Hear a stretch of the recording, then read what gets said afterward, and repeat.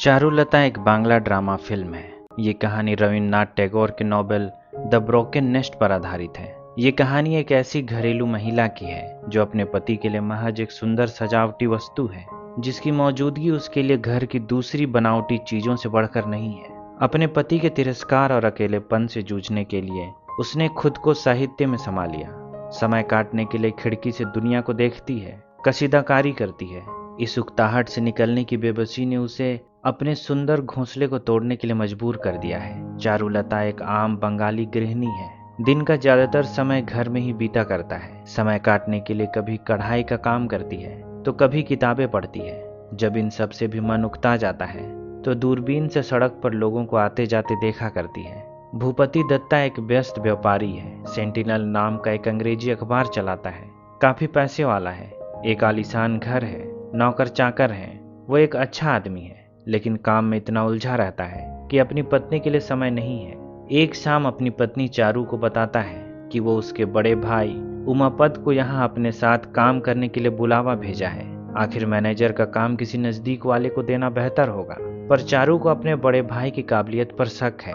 वो पेशे से कभी एक वकील था, लेकिन किसी भी नौकरी में ज्यादा समय तक मन लगाकर काम नहीं कर पाता है। पर भूपति को भरोसा है कि उसकी गाइडेंस में उमापद अच्छा ही करेगा। कुछ ही दिन में चारू का बड़ा भाई उमापद अपनी पत्नी के साथ कलकत्ता रहने आ गया। चारू के लिए भी अच्छा ही है। बड़े भाई की पत्नी मंदाकिनी के साथ उसका समय अच्छा कट रहा है।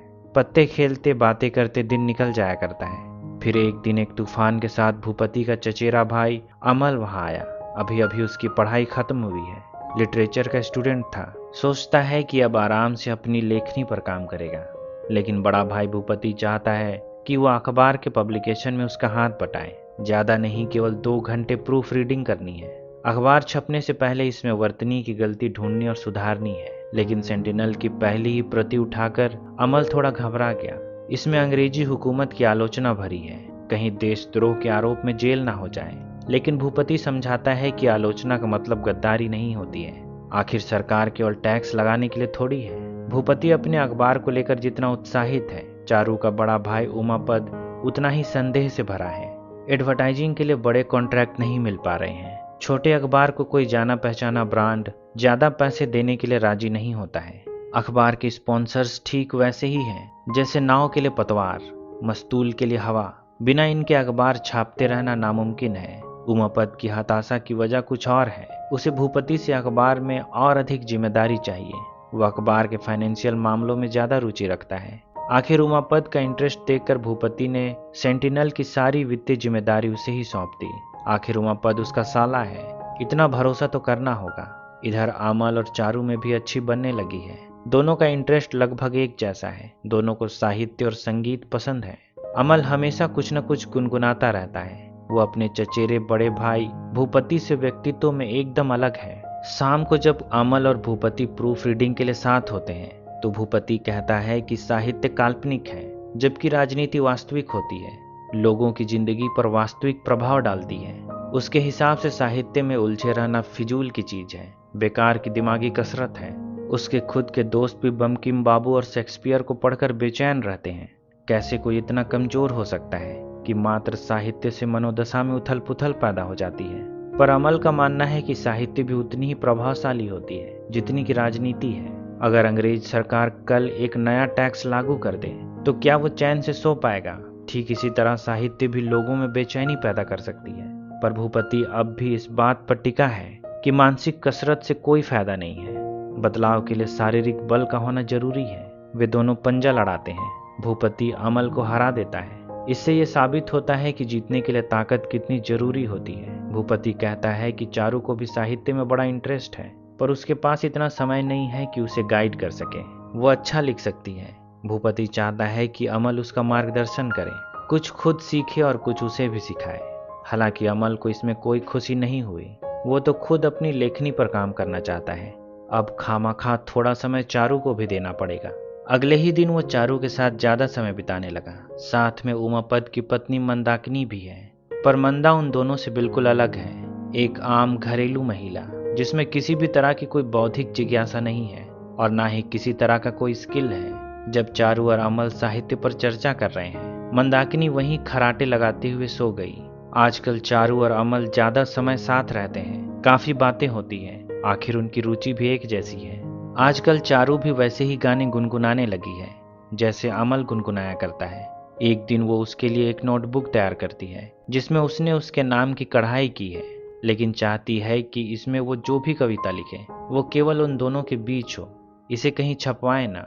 वो दूरबीन से अमल को लिखते हुए देखती है जैसे अमल उसे अच्छा लगता हो, पर कई बार खुद को ऐसा करने से रोकती भी है। क्या ऐसा करना सही भी है? जब अमल कविताएं लिखकर नोटबुक को भर देता है तो चारू को इसमें से एक कविता पढ़कर सुनाता है। ये महाभारत के एक प्रसंग पर आधारित है। मंदाकिनी भी दूर से इसे सुन रही थी। मंदा को यह बहुत पसंद आया, पर चारू का मानना है कि ये सब तो बहुत बार लिखा जा चुका है, इसमें नया क्या है। तो अमल गुस्से में पूछता है कि फिर क्या लिखे, आखिर तुम क्यों नहीं कविताएं लिखती हो। इस पर चारू पूछती है कि वो क्या लिखेगी, उसे उसकी तरह कल्पनाएं करनी नहीं आती है। तो अमल कहता है कि क्यों ना वो अपने बचपन पर कुछ लिखे, अपने गांव के ऊपर या फिर उस मेले के ऊपर जो उसके गांव में हर साल लगता है। चारू को अमल से बातें करना अच्छा लगता है। वे बगीचे में काफी समय बिताते हैं, लेकिन जैसे ही अमल ये बताता है कि भाई भी यही चाहता है कि वो कुछ ना कुछ लिखे, जब चारू को समझ में आया कि वो उसके साथ इतना समय इसलिए बिता रहा है कि भूपति ने उसे ऐसा करने के लिए कहा था, तो उसके चेहरे का रंग उतर गया। नाराज होकर वहां से चली गई। अमल को तब ज्यादा कुछ समझ में नहीं आया। उसकी नाराजगी जांचने के लिए कहता है कि वो अपनी कविताओं को छपवाना चाहता है। तो चारू कहती है कि जहां मर्जी छपवाए, उसे कोई फर्क नहीं पड़ता है। आजकल मंदा भी वैसे ही गाने गुनगुनाती है जैसे अमल गुनगुनाया करता है। वो उसके लिए समय पर पान बनाती है, उसका ख्याल रखती है। एक दिन वो मंदा से पूछता है कि उसे अपनी कविता किस मैगजीन में छपवानी चाहिए। मंदा को ना तो साहित्य की समझ है और ना ही वो किसी मैगजीन का नाम जानती है। तब अमल उसे 2 मैगजीन का नाम देता है, लोटस और फिलैंथ्रोपी। मंदा को लोटस का उच्चारण ज्यादा सहज लगा तो उसने लोटस का नाम ले लिया। वैसे भी फिलैंथ्रोपी एक प्रतिष्ठित मैगजीन है। एक नए लेखक की कविताएं शायद ही छपे। अगर उसकी कविता लोटस में छप जाती है तो वो मंदा को ट्रीट में कुल्फी खिलाएगा। मंदा और अमल को साथ देकर चारू को जलन होती है। एक शाम भूपति चारू को बताता है कि अमल के लिए शादी का रिश्ता आया है। हालांकि जब वो अमल से इस बारे में बात करता है तो वो शादी के लिए मना कर देता है। वो शादी के लिए तैयार नहीं है। एक लेखक बनना चाहता है, साहित्य में नाम कमाना चाहता है। पर जब भूपति उसकी कविता सुनता है तो सोचता है कि शादी करना उसके लिए ज्यादा बेहतर सौदा होगा। लड़की का पिता एक अमीर आदमी है। अगर वो शादी के लिए हाँ कर दे तो उसे बैरिस्टर की पढ़ाई करने के लिए लंदन भेजेगा। सोचो, वो दुनिया घूम सकेगा, इटली, फ्रांस, जर्मनी, यूरोप का एक एक कोना देख सकेगा। शुरू में तो अमल इस लालच में थोड़ा बहक जाता है। चारू भी उसे गौर से देखती है कि वो क्या फैसला लेगा। तभी अमल का मूड अचानक से बदलता है। कहता है कि उसके लिए बंगाल ज्यादा जरूरी है। तब चारू का गुमसुम चेहरा अचानक से खिल उठता है। फिर भी भूपति से कहती है कि उसे थोड़ा समय दे दो, वो हाँ कर देगा। इधर उमापद के दिमाग में एक अलग ही खिचड़ी पक रही है। अपनी पत्नी मंदाकिनी से कहता है केवल 2 महीनों की बात है, फिर जिंदगी बदल जाएगी। बस समय आने पर उसे उसका साथ देना होगा। चारू अब अमल से नाराज नहीं है, क्योंकि उसने यूरोप जाने की बजाय यहाँ रहना चुना है। सोचती है कि उसने उसके लिए ये फैसला लिया है। दोनों फिर से एक साथ समय गुजार रहे हैं। तभी अमल के नाम एक खत आया। लोटस मैगजीन ने उसकी लिखी कविता छापने के लिए चुन लिया है। वो ये खबर सुनते ही सीधे मंदा के पास चला गया, क्योंकि उसी ने उसे लोटस में कविता छपवाने की सलाह दी थी। चारू मंदा का नाम सुनते ही तिलमिला गई। अपने पति के सामने भी गुस्सा छुपाए नहीं छुप रहा है। समझ में नहीं आ रहा है कि अचानक चारू को ये क्या हो गया है। तभी अमल कुल्फी लेकर आता है, पर चारू ने इसे खाने से मना कर दिया। मंदा भी कहती है कि उसके दांत में तकलीफ है, खामा-खा कुल्फी फेंकनी पड़ी। चारू के चेहरे में गुस्सा है। अमल को लगता है कि उसके मना करने पर भी उसने अपनी कविताएं छपवा दी, इसलिए चारू उससे नाराज है। वो चारू से कहता है कि अगर मैं अच्छी कविताएं लिखूं और उसे नोटबुक में ही दबा कर रखूं जिसे कोई ना पढ़ सके, तो क्या ऐसा करना सही है। कहता है मैंने तुम्हें गलत साबित कर दिया, लोग मेरी कविताएं पसंद कर रहे हैं। एक नए लेखक की कविता लोटस में छपना कोई मामूली बात तो नहीं है। तब चारू ने भी एक कविता लिखी जो उसके बचपन के गांव पर केंद्रित है। इसके बाद उसने इसे लोटस के बजाय फिलैंथ्रोपी में भेजी, लोटस से भी ज्यादा नामी मैगजीन, जहां कोई भी लेखक अपनी कविता छपने के सपने देखता है। फिर कुछ दिनों बाद फिलैंथ्रोपी के अगले संस्करण में चारू की कविता छपी। चारू मैगजीन की कॉपी सीधे अमल के पास ले आई। दिखाती है कि वो मंदा की तरह नहीं है, वैसी ही आधुनिक महिला है जैसा कि वो कल्पना करता है। उसकी लिखी कविताएं लोटस से भी बड़े मैगजीन में छप सकती है। ये उसके इंटेलेक्ट की पहचान है। उसने अमल के टेबल में रखी मंदा के तैयार पान फेंक दिए और कमरे से चली गई। फिर मंदा से कहती है कि आज से अमल के लिए पान वो तैयार करेगी। आज चारू ने अमल के लिए कढ़ाई किए हुए जूते तैयार किए। जब अमल उसकी लिखी कविता की तारीफ करता है, लिखते रहने की बात करता है, तो वो भावुक हो जाती है। फिर अचानक उसके गले लगकर रोने लगती है। अमल सकपका गया। उसे समझ में नहीं आता है कि वो क्या प्रतिक्रिया दे, पर आज उसे अंदाजा हो गया कि चारू के मन में उसके प्रति क्या दबा है। आज भूपति ने अपने दोस्तों को एक पार्टी दी है। इंग्लैंड के पार्लियामेंट्री चुनाव में लिबरल्स की जीत हुई है। उसने अपने दोस्त निशिकांतों से बाजी लगाई थी कि इस चुनाव में कंजर्वेटिव नहीं जीत पाएंगे। आखिर लिबरल्स की जीत हुई। भारत के लिए भी अच्छा है। लिबरल्स की नीतियां कंजर्वेटिव्स की तुलना में कम शोषणकारी होती है। निशिकांतों के हाथ में फिलंथ्रोपी मैगजीन की एक कॉपी है। भूपति से कहता है कि चारू की लिखी कविता इस मैगजीन में छपी है, लेकिन उसने इतनी बड़ी बात हम सबसे छुपाए रखी। भूपति को इस बारे में कुछ भी पता नहीं है, लेकिन ऐसे जताता है जैसे वो ये बात जानता था, पर जैसे इतना ही आश्चर्य काफी नहीं था। उस रात उमापद ने भूपति के तिजोरी से पैसे चोरी कर लिए और सबसे कहा कि उसके ससुर की तबीयत खराब है, इसलिए उसे गांव जाना पड़ेगा। उसने ना सिर्फ पैसे चोरी किए हैं, बल्कि भूपति से एक फ्रॉड भी किया है, जैसे यहाँ आते ही योजना बना ली हो। भूपति ने न्यूज़पेपर के लिए एक साहूकार से कर्ज उठाया था। उस साहूकार ने उसे कोर्ट का नोटिस भेजा है। जब भूपति उस साहूकार के पास गया तो पता चला कि कई महीनों से किस्त की इंस्टॉलमेंट जमा नहीं की गई है। उमापद ने पैसे जमा करने के बहाने भूपति से बड़ी रकम मार ली है। भूपति अंदर से टूट गया है। उसे पैसों की चिंता तो नहीं है, दुख केवल इस बात का है कि एक अपने ने उसे धोखा दे दिया है। देर रात जब भूपति घर नहीं आया तो अमल उसे ढूंढने जाता है। तब चारू कहती है कि चाहे जो भी हो, वो वादा करे कि वापस जरूर आएगा, यहाँ से नहीं जाएगा। पर अमल ने बस इतना ही कहा कि उसे जाने दे। भूपति अपने प्रिंटिंग प्रेस में बैठा निराशा में डूबा है। उसने सपना देखा था कि अपने साले के साथ मिलकर इस अखबार को चलाएगा। दुखी है कि उसके एक अपने ने कुछ पैसों के लिए उसे धोखा दे दिया है। अमल से कहता है कि क्या भरोसे जैसी कोई चीज नहीं है? क्या ये सब खोखले शब्द हैं? क्या ईमानदारी का कोई अस्तित्व नहीं है? क्या ये सब झूठ है? कहता है कि वो टूट गया है। लगता है उसकी दुनिया बिखर गई है।